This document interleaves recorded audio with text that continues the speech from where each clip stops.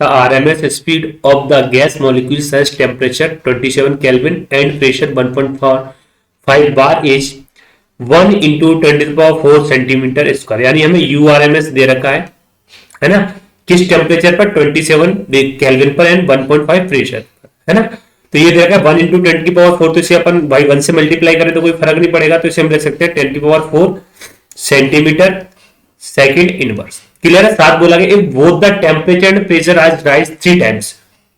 इन्हें बोला है अगर हम टेम्परेचर और प्रेशर को राइज करते हैं 3 टाइम्स, तो देखो इनिशियली टेम्परेचर हमें कितना दे रखा है 27 डिग्री सेल्सियस, और राइज करके 3 टाइम्स कर देते हैं। 3 टाइम्स का मतलब क्या, T2 की वैल्यू हो जाएगा 3 इंटू T1, तो ये हो गया इसका क्या 3 टाइम्स हो गया। क्लियर है। ये हमने बोला कि इसको टेम्परेचर T2 को बोल दिया है ना, 3 टाइम्स हो गया। प्रेशर को भी 3 टाइम्स किया है, लेकिन प्रेशर से इसमें कोई फर्क नहीं पड़ने वाला। क्यों? क्योंकि URMS का फॉर्मूला क्या होता है, URMS का फॉर्मूला क्या होता है,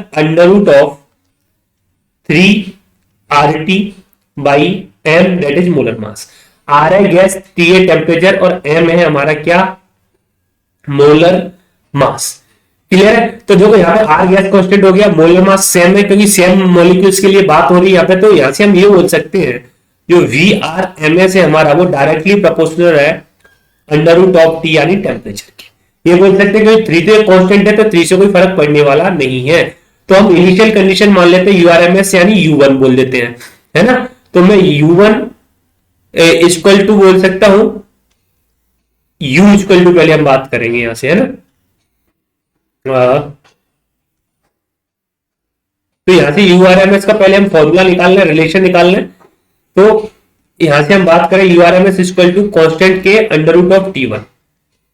तो यहां से मैं क्या बोल सकता हूं कि U1 अपॉन √T1, अगर मैं इसको भी नाम दे दूं इक्वल टू कांस्टेंट के, तो यहां से मेरा बोलने का मतलब ये है, फॉर्मूला मेरे पास हो जाएगा URMS ऑफ फर्स्ट के लिए यानी फर्स्ट कंडीशन के लिए जो दे रखा है टेम्परेचर 27 अपॉन √T1,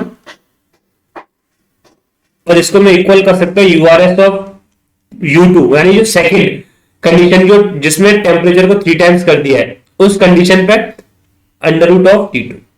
ठीक है मेरे को, यानी U2 की वैल्यू निकालनी है। तो URMS U1 की वैल्यू देखो मेरे क्वेश्चन में दे रखी है, वो कितनी दे रखी है हमें क्वेश्चन में, इसकी वैल्यू 10⁴ है ना। तो इसकी जगह मैं रख दूंगा 10⁴। क्लियर। और देखो ये T2 यहां आ जाएगा ऊपर, तो यहां मैं लिख सकता हूं √T2, और ये √T1 पहले से ही, चलो यहाँ पे अभी यहाँ पे रख दो √T1 इक्वल टू U2। ये URMS ऑफ सेकंड कंडीशन के लिए U2 इक्वल टू क्या लिखेंगे 10⁴। अब मैं इसे एक साथ लेके जाऊं। अब देखो ऊपर T2 है, तो T2 इक्वल टू मैं क्या लिख सकता हूं, T2 की जगह 3 टाइम्स ऑफ T1, तो यहां मैं रख दूंगा 3 times of T1 divide by T1।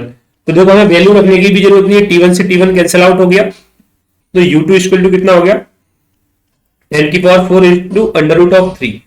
तो √3 की वैल्यू क्या होती है 1. अच्छा आंसर हमें √ के फॉर्म में दिया, तो हम इसे लिख सकते हैं, और कैसे लिख सकते हैं √3 इंटू 10⁴। क्लियर है। यूनिट सेम रहेगी सेंटीमीटर सेकंड इनवर्स। अब देख लो √3 इंटू 10⁴, ये हमें किस ऑप्शन में दे रखा है ना।